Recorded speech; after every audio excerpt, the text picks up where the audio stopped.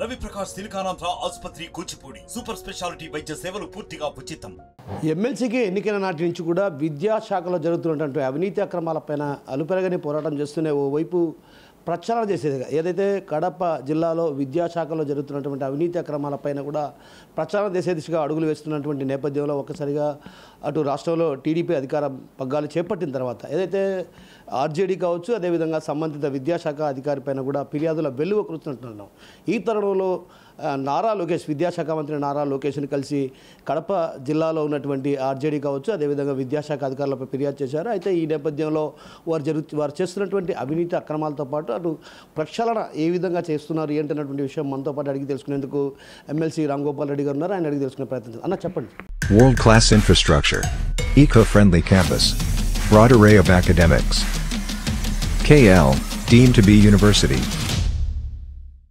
గత వైఎస్ఆర్సీపీ అధికారంలో ఉన్నప్పుడు కడప జిల్లాలో విద్యాశాఖను ఎంతగా భ్రష్టు పట్టించారంటే భారతదేశంలో ఎక్కడ కూడా ఇంత భ్రష్టు పట్టిన విద్యా వ్యవస్థ ఉండదు.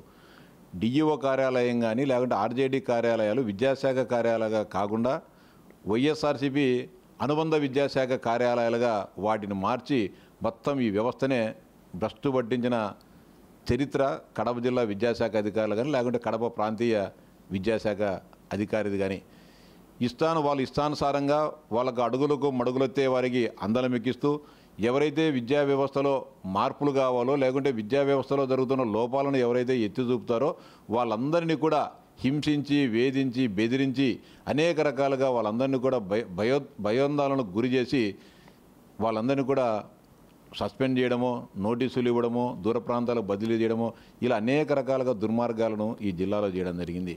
నేను శాసనమండలి సభ్యునిగా పోటీ చేసే క్రమంలోనే నేను పాఠశాలలకు కానీ తిరిగే క్రమంలో అనేక ఫిర్యాదులు రావడం జరిగింది.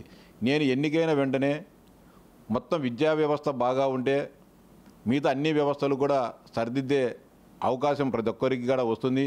మంచి విద్య అందిస్తే ఆ పిల్లలు భారత పౌరులుగా తీర్చిదిద్దబడితే సమాజానికి దేశానికి మేలని చెప్పేసి జరుగుతున్న అన్యాయాలు అక్రమాలు అన్నిటిని కూడా జిల్లా కలెక్టర్ దగ్గర నుంచి రాష్ట్ర గవర్నర్ వరకు కూడా నేను తిరగని అధికారి లేడు, కలవని అధికారి లేడు. అందరి అధికారుల దగ్గరికి పుంకాలుగా పేజీలు సమర్పించిన సాక్ష్యాధారాలతో జరుగుతున్న నేరాలు ఘోరాలను సమర్పించిన ఒక్క విచారణ కూడా జరపలేదు అంటే ఒక్క నోటీసు కూడా అధికారులకు ఇవ్వలేదంటే ఈ రాష్ట్రంలో విద్యాశాఖపైన జగన్మోహన్ రెడ్డి గారి ప్రభుత్వానికి ఎంత ప్రేమ ఉందో ఈ సంఘటనలు ఒకటి చాలు.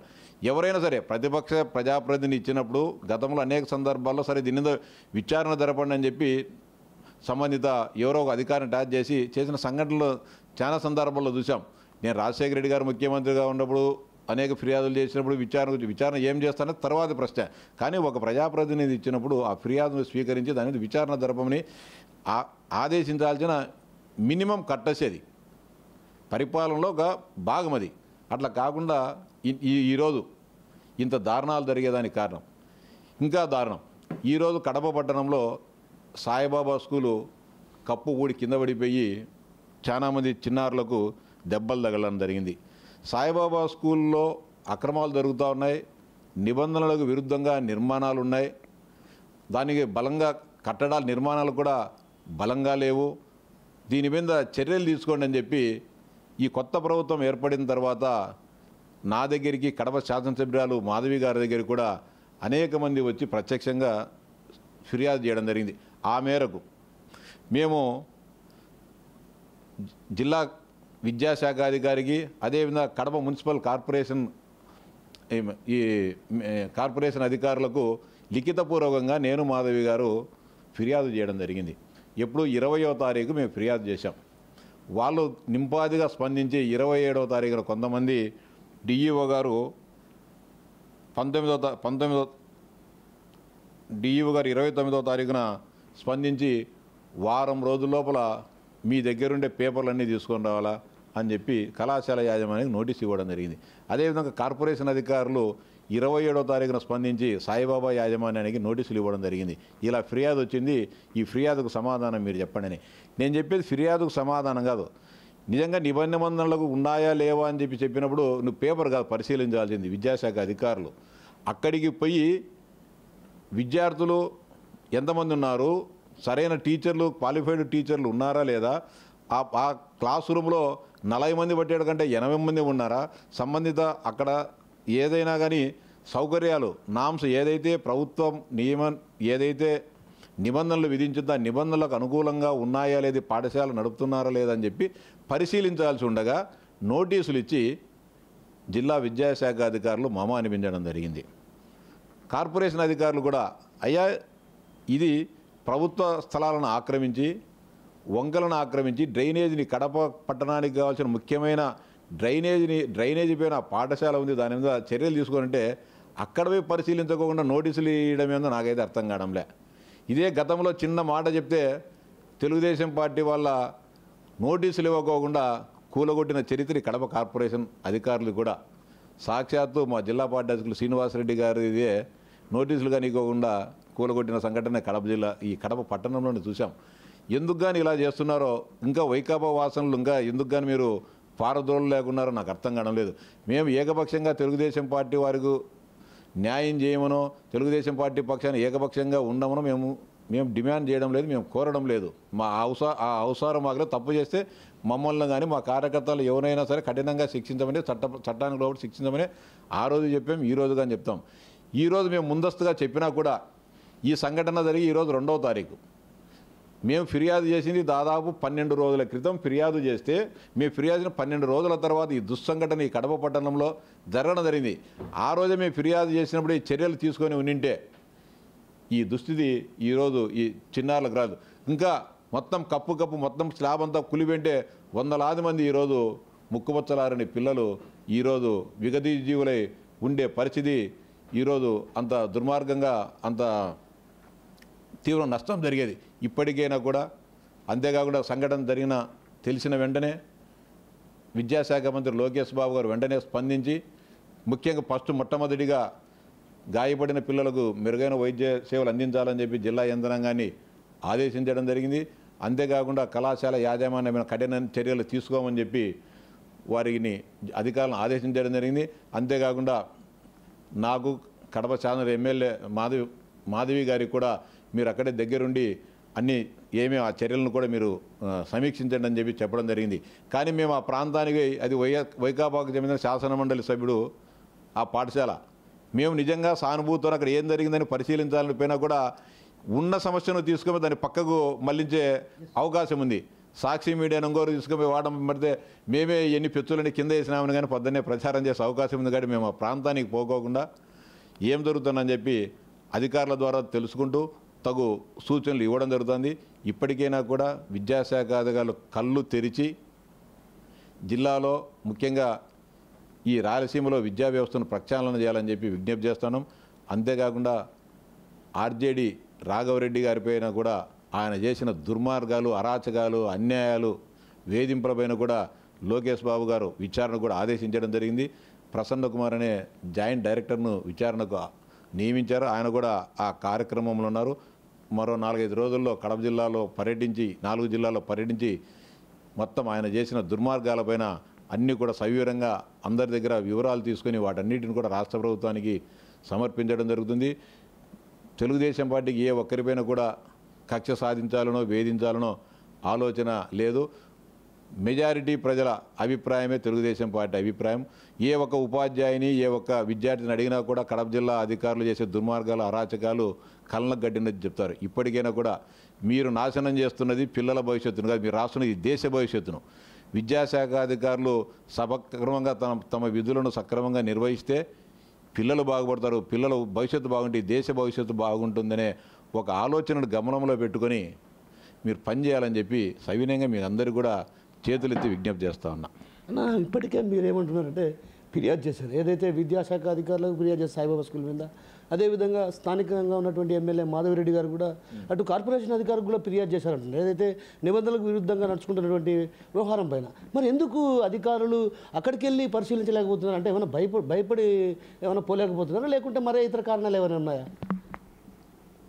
ఇంకా వీళ్ళకు వైఎస్ఆర్సీపీ వాసనలు పోయినట్టు కనపడడం లేదు. ఇంకా జగన్మోహన్ రెడ్డి అధికారంలో ఉన్నారనే ఫీలింగ్తోనే ఈ జిల్లాల అధికార యంత్రాంగం కొంతమంది ఇంకా ఆ భావనతోనే ఉన్నట్టున్నారు. వాటన్నిటిని కూడా తొలగించుకోండి. జగన్మోహన్ రెడ్డి గారు ముఖ్యమంత్రిగా ఉన్నా, చంద్రబాబు నాయుడు గారు ముఖ్యమంత్రి ఉన్నా, ఎవరు ముఖ్యమంత్రిగా ఉన్నా మనం అధికారులు అనేవాళ్ళు ప్రజాసేవకులు. రాష్ట్రంలో అధికారంలో పార్టీలు వస్తూ ఉంటాయి, పోతూ ఉంటాయి. శాశ్వతంగా ప్రజలకు అందుబాటులో ఉండాల్సింది, ప్రజాసేవ చేయాల్సింది, ఈ ప్రజాస్వామ్యాన్ని కాపాడాల్సింది అధికార యంత్రాంగం అనే దాన్ని గుర్తెరిగి ఉద్యోగాలు చేయాలని చెప్పి విజ్ఞప్తి చేస్తా ఉన్నాను. అన్న, ఇప్పటికే మీకు యూటీఎఫ్ నేతలు కూడా మిమ్మల్ని కలవడం జరిగింది. ఏదైతే విద్యాశాఖకు సంబంధించినటువంటి అవినీతి అక్రమాలపైన కూడా, అదేవిధంగా ఆర్జేడీ పైన కూడా. ఆర్జేడీ పైన విచారణ జరుగుతున్న నేపథ్యంలో మేమంతా కూడా బాధిత ఉపాధ్యాయులు, మాకందరికీ కూడా వందలాది మందికి రాయలసీమ జిల్లాల్లో అన్యాయాలు జరిగినాయి. ఆయనను ఇక్కడి నుంచి పంపించేసిన తర్వాత విచారణ జరపండి. ఆయన విచారణ ఉంటే ఇప్పటికి కూడా ఎవరైతే ఆయన ద్వారా అన్యాయానికి వేధింపులకు గురయ్యారో వాళ్ళందరినీ కూడా కొంతమంది మధ్యవర్తులను పంపించి ప్రలోభాలకు గురి చేయడమో లేకపోతే కనుక బెదిరింపులకు పాల్పడుతూ ఉన్నాడు. వెంటనే ఆయనను ఇక్కడి నుంచి పంపించేయండి అని చెప్పి కోరడానికి రావడం జరిగింది. అంతేకాకుండా విద్యా వ్యవస్థలో ఏ మార్పులు తీసుకొని రావాలి, విద్యా వ్యవస్థను ఏ విధంగా ప్రక్షాళన చేయాలని చెప్పేసి కొన్ని సూచనలు సలహాలు ఇవ్వడం జరిగింది. వారి సలహాలు సూచనలను విద్యాశాఖ మంత్రి గారి దృష్టికి తీసుకొని పోవడం జరుగుతుంది.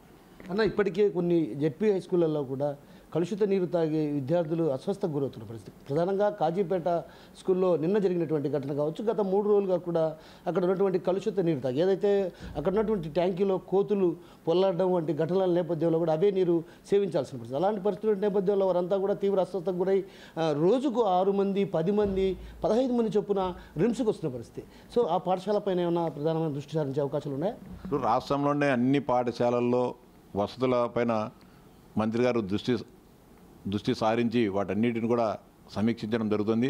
ఆయన కూడా మననే బాధ్యతలు చేపట్టి ఖచ్చితంగా ఈ రోజుకు వారం అవుతోంది. ఆయనకు కూడా వీటన్నిటిని కూడా అవగాహన తెచ్చుకున్న దానికి, సమీక్షించుకున్న దానికి కొంత సమయం పడుతుంది. అయినప్పటికీ కూడా ఆయన బాధ్యతలు తీసుకున్న తక్షణమే మొత్తం విద్యా వ్యవస్థలో సమూలమైన మార్పులు తీసుకొని రావాలని చెప్పి ఖాళీగా ఉన్న ఉపాధ్యాయ పోస్టులు అన్నింటిని కూడా భర్తీ చేసే కార్యక్రమానికి శ్రీకారం చుట్టడం జరిగింది. ఖచ్చితంగా ఎలాంటి లోపాలు జరగకుండా చిన్న చిన్న లోపాలు కొన్ని మొన్న ముద్దనూరులో కలుషిత ఆహారం తిని కూడా కొంతమంది ఫుడ్ పాయిజన్ కావడం జరిగింది. భవిష్యత్తులో ఇలాంటి ఉత్పన్నం కాకోకుండా సమగ్రంగా అన్నిటిని కూడా సమీక్షించుకొని ఒక మంచి వ్యవస్థను, ఒక విద్యా వ్యవస్థలో సమూలమైన మార్పులు, సమన్వితమైన మార్పులు తీసుకొని వచ్చేదానికి మా విద్యాశాఖ మంత్రి గారు ఖచ్చితంగా కృషి చేస్తారు. మేమందరం కూడా ఆయనకు నిరంతరం ఈ జిల్లాల్లో, ఈ ప్రాంతాల్లో జరుగుతున్న సమస్యలు కానీ, విద్యార్థులు ఎదుర్కొంటున్న సమస్యలు కానీ, ఉపాధ్యాయులు ఎదుర్కొంటున్న సమస్యలు కానీ, యూనివర్సిటీలో ఉన్న సమస్యలు కానీ, లేకపోతే మోడల్ స్కూల్స్, కేజీబీవీ మొత్తం కస్తూర్బా స్కూల్స్, IIIT ప్రైవేట్ విద్యా సంస్థలు ఏదైతే సమస్యలు ఉన్నాయో వాటన్నింటినీ కూడా ఎప్పటికప్పుడు మేము తెలుసుకుంటూ ఆయన దృష్టికి తీసుకొని పోయి ప్రతి ఒక్క సమస్యను కూడా పరిష్కరించేదానికి ఆయన ద్వారా కృషి చేస్తాం. ఏదైతే విద్యాశాఖలో జరుగుతున్నటువంటి అవినీతి అక్రమాలపైన ఇప్పటికే విచారణ కొనసాగిస్తున్నటువంటి పరిస్థితి కనిపిస్తుంది. ఏదైతే విచారణ అధికారిగా కూడా ప్రసన్న కుమార్ను నియమించడం జరిగింది, ఆయన త్వరలో కడప జిల్లాకు రానున్నారు. మరోవైపు ఏదైతే విద్యాశాఖలో సమూలమైన మార్పులు తీసుకొచ్చే దిశగా కూడా అడుగులు వేస్తున్నాం. అందులో భాగంగానే ఇప్పటికే విద్యాశాఖ మంత్రి లోకేష్తో కలవడం జరిగింది. ఆయనకు సమస్యలను కూడా వివరించడం జరిగింది. అదే ప్రధానంగా స్కూళ్ళల్లో ఉన్నటువంటి నిబంధనలకు విరుద్ధంగా నడుచుకున్నటువంటి పాఠశాలపైన కూడా కఠిన చర్యలు తీసుకుంటాం. అదేవిధంగా ఏదైతే సాయిబాబా స్కూల్ ఘటన తీవ్ర వేదనకు గురి చేస్తున్న పరిస్థితి, ఇలాంటి పరిస్థితికి ముందు తాము ఏదైతే విద్యాశాఖ అధికారులు కావచ్చు, అదేవిధంగా కార్పొరేషన్ అధికారులు కూడా ఫిర్యాదు చేసినప్పటికి కూడా వారు ఇంకా వైసీపీ వాసన నుంచి బయటపడలేదు. ఇప్పటికైనా వైసీపీ వాసన నుంచి బయటపడి విద్యాశాఖలను ప్రచారం చేసే దిశగా అడుగులు వేయాలన్నటువంటి విషయాన్ని మనతో పాటు ఉన్నటువంటి రామ్ గోపాల్ రెడ్డి చెప్తున్నారు. కెమెరా పర్సన్ హరితో కిషోర్, RTV కడప నుంచి. మరిన్ని వీడియోస్ కోసం ఛానల్ ని సబ్స్క్రైబ్ చేయండి, లేటెస్ట్ అప్డేట్స్ కోసం వాట్సాప్ ఛానల్ ని ఫాలో చేయండి, అండ్ లింక్ డిస్క్రిప్షన్ లో ఉంది.